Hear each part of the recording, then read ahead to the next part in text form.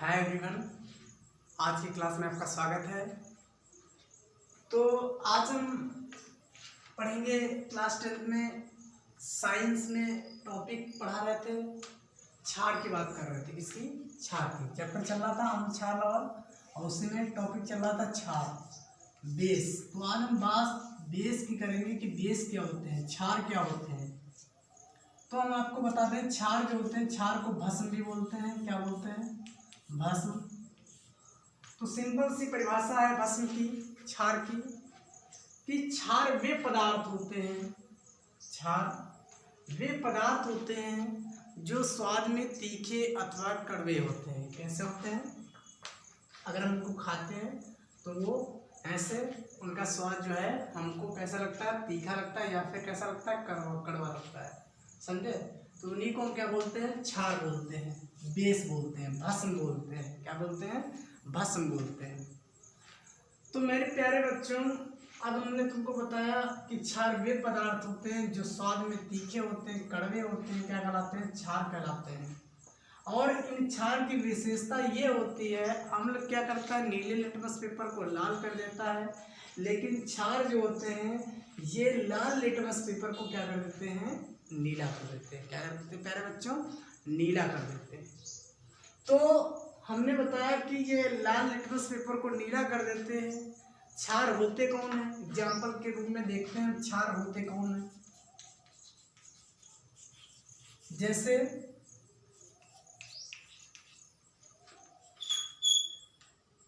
NaOH, KOH, CaOH का whole twice, NH4OH। तो ये क्या है? क्षार। क्या है? क्षार। तो हमने बताया कि क्षार वे पदार्थ होते हैं, ठीक, जो क्या करते हैं?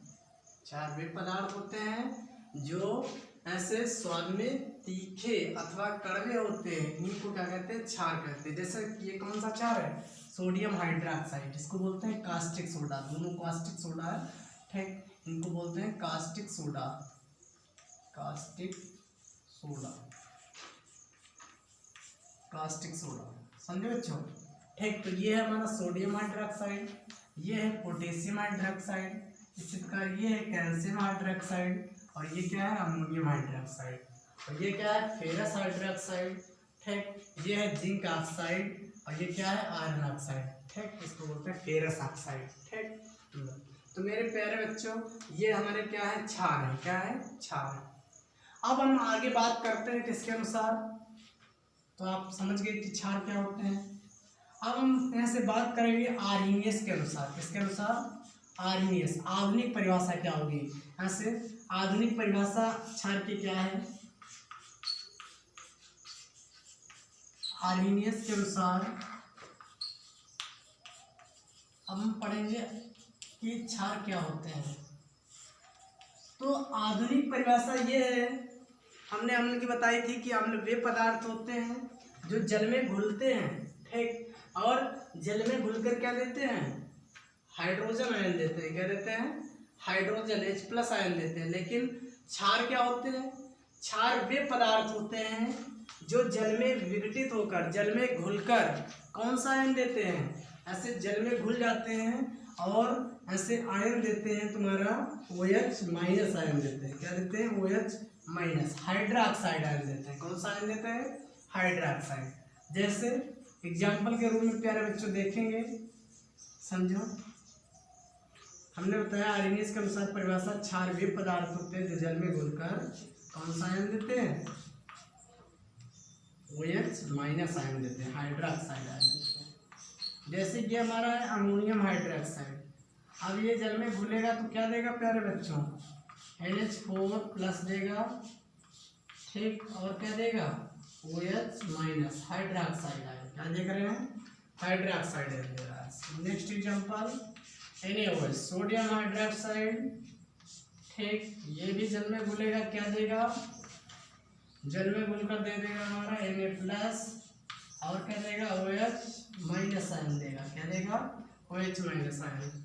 इसी प्रकार KOH, क्या KOH, पोटेशियम हाइड्रोक्साइड जल में घुलेगा, ये देगा हमारा K प्लस पोटेशियम प्लस और OH माइनस आयन देगा। तो हम सभी कंडीशन में देख रहे हैं कि क्षार क्या कर रहे हैं, OH माइनस दे रहे हैं। ठीक, तो हमने बताया कि क्षार वे पदार्थ होते हैं जो क्या करते हैं, अंदर ऐसे OH माइनस हाइड्रोक्साइड आयन देते हैं जल में घुलकर। ठीक, तो ये थी प्यारे बच्चों आर्हेनियस के अनुसार क्षार की परिभाषा। अब मेरे प्यारे बच्चों पढ़ेंगे हम ब्रांस्टेड एवं लारी के अनुसार क्षार क्या होते हैं। तो ब्रांस्टेड एवं लारी के अनुसार क्षार होते क्या हैं समझेंगे। ब्रांस्टेड एवं लारी के अनुसार क्षार जो होते हैं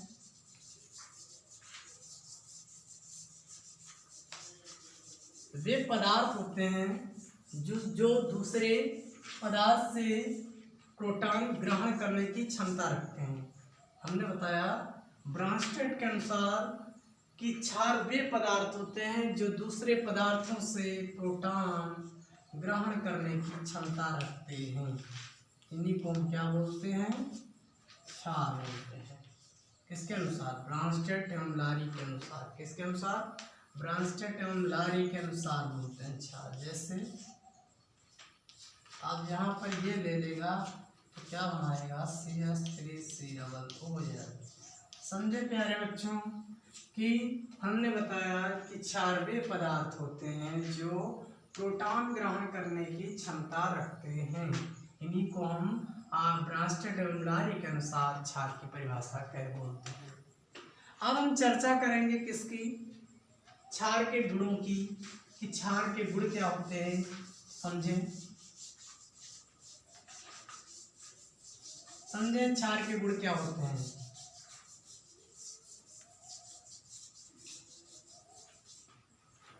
तो अगर हम क्षार के गुणों की बात करते हैं तो सभी को पता है, हमने पहला पॉइंट बताया कि क्षार जो होते हैं वो क्या होते हैं, स्वाद में उनका जो स्वाद होता है वो कैसा होता है, कड़वा होता है, और कैसा होता है, तीखा होता है। कैसा होता है, तीखा और कड़वा।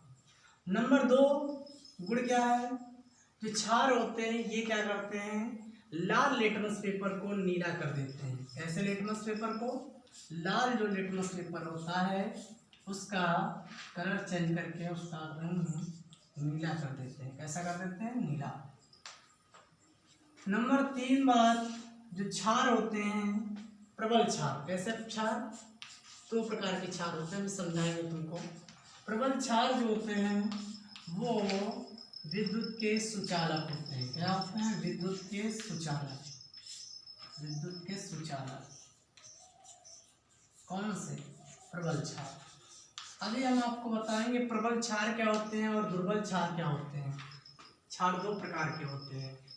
ठीक, एक यहाँ से जल में घुलनशील और एक होते हैं जल में अघुलनशील क्षार। तो हमने बताया कि प्रबल क्षार वे क्षार, ठीक, प्रबल क्षार क्या होते हैं, विद्युत के सुचालक होते हैं। तो नंबर 3 पॉइंट आपने नोट की।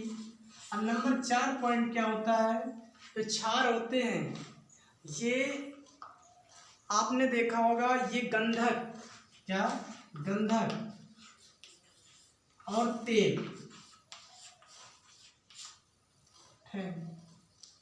को कवर करने की क्षमता रखते हैं। मतलब ये गंधक और तेल को घोलने की क्या रखते हैं, क्षमता रखते हैं। जल में घोलने की क्षमता रखते हैं कौन, क्षार।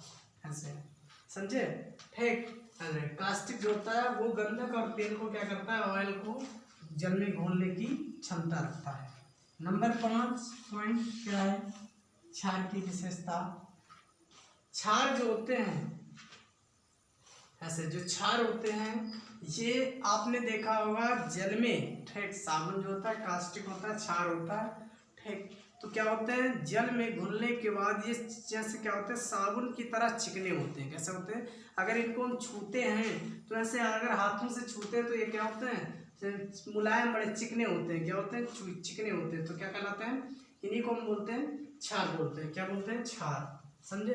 ये थे क्षारक के गुण। क्षार के गुण क्या थे, क्षार अथवा भस्म के गुण थे। क्षार या भस्म के गुण। अब एक पॉइंट यहाँ से मेरे प्यारे बच्चों समझें कि नोट में है ये क्या है, बताने वाली बात ये है कि सभी क्षार अथवा भस्म क्षारक होते हैं, लेकिन सभी क्षारक क्षार नहीं हो सकते हैं। क्यों नहीं हो सकते ये पॉसिबिलिटी क्यों नहीं है? क्योंकि सभी भस्म जो होते हैं वो जल में विलय नहीं होते। क्या होते हैं? सभी जो भस्म होते हैं वो जल में विलय नहीं होते हैं। इसीलिए क्या होते हैं, सभी क्षार क्षारक होते हैं, लेकिन सभी क्षारक क्षार नहीं हो सकते। अब अगर हम बात करेंगे किसकी, क्षार जो होते हैं ये प्रकार की, क्षार दो प्रकार के होते हैं। कैसे समझें? क्षार के प्रकार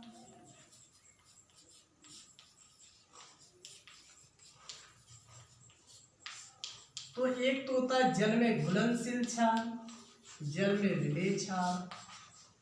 अभी तुमको प्रबल क्षार और दुर्बल क्षार के बारे में बच्चों बताएंगे, टेंशन ना लो। जल में विलेय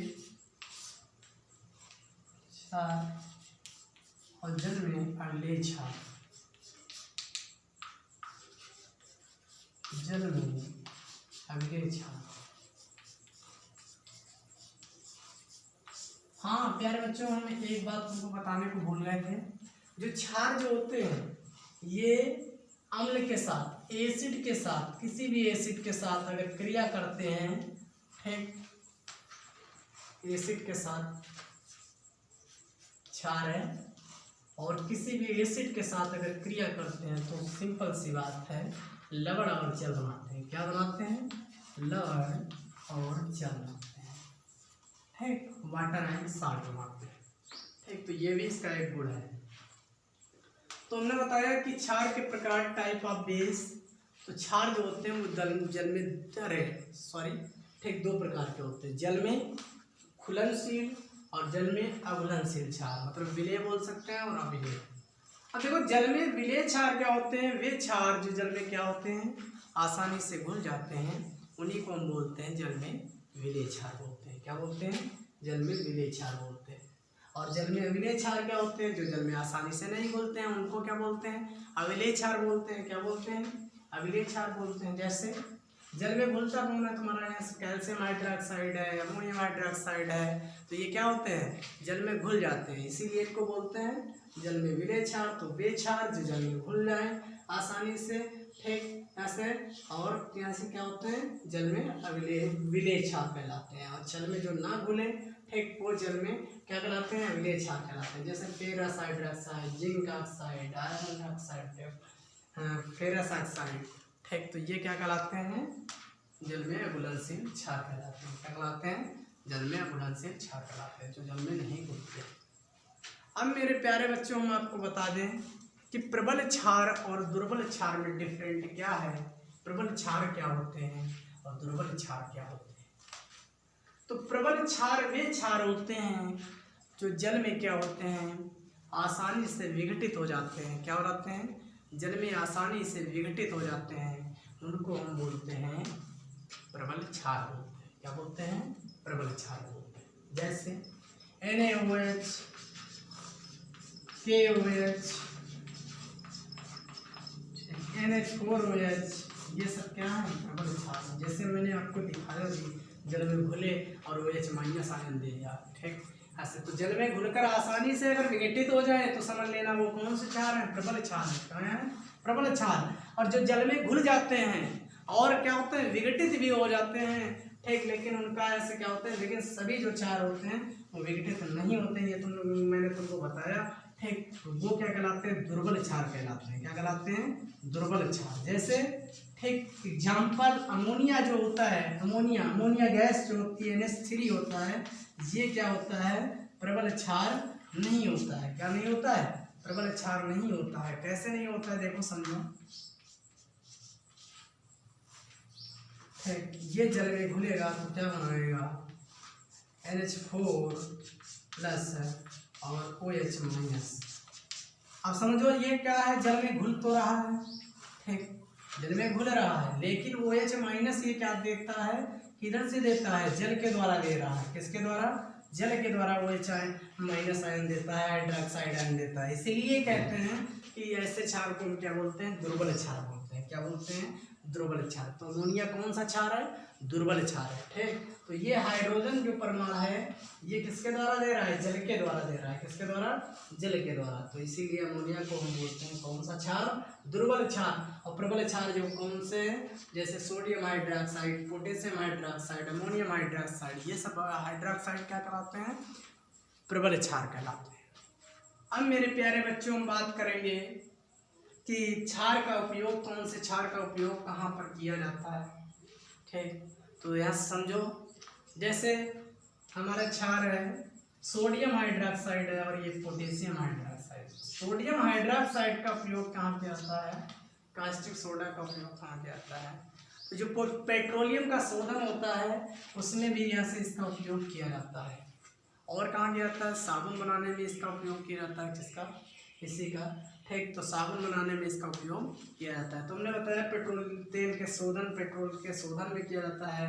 ठीक, और इसका उपयोग साबुन बनाने में। ठीक, जब हमने ऐसे साबुन कैसे बनाया जाता है, जब बताया था, पढ़ा होगा आपने। ठीक, जैसे नहीं पढ़ाया हम पढ़ाएंगे आपको। जब स्टेरिन की कास्टिक सोडा के साथ, कास्टिक सोडा कौन होता है, NaOH और KOH। ठीक, अब इसके द्वारा कौन सी क्षार, ठीक ध्यान रखना, ये होता है मुलायम क्षार और ये क्या होता है, मतलब कास्टिक होता है। ठीक, जिसे बोलते हैं कठोर साबुन। इसके द्वारा कठोर साबुन बनती है और इसके द्वारा मुलायम साबुन बनती है। क्योंकि जैसे पता है कि उच्च वसा अम्लों के सोडियम लवण कैसे होते हैं, कठोर होते हैं, इसीलिए इसको कठोर साबुन बोलते हैं। और उच्च वसा अम्लों के पोटेशियम लवण जो होते हैं वो कैसे होते हैं, मुलायम होते हैं, इसलिए इसको मृद साबुन बोलते हैं। तो बात समझ में आया। तो यहाँ पर क्या किया जाता है, इसका उपयोग जैसे साबुन बनाने में किया जाता है, इसका भी उपयोग साबुन बनाने में, लेकिन इसका मृदु साबुन बनाने में और इसका कठोर साबुन बनाने में। जैसे हमने बताया किसके शोधन में किया जाता है, पेट्रोल के शोधन में भी इसका उपयोग किया जाता है। जैसे हमारा दूसरे एग्जाम जैसे था कैल्शियम हाइड्रोक्साइड, CaOH का होल ट्राइस। कैल्शियम हाइड्रोक्साइड आपने देखा होगा, जो प्लास्टर वगैरह चढ़ता है, हड्डी वगैरह जब टूट जाती है, फ्रैक्चर हो जाती है। ठीक, तो उसमें क्या करते हैं, ठीक जब हड्डी ये जैसे जॉइंट अलग हो गया तो क्या करते हैं, उस पर प्लास्टर किया जाता है। तो जो प्लास्टर किया जाता है तो उसमें भी क्या उपयोग किया जाता है, कैल्शियम हाइड्रोक्साइड प्रयोग किया जाता है।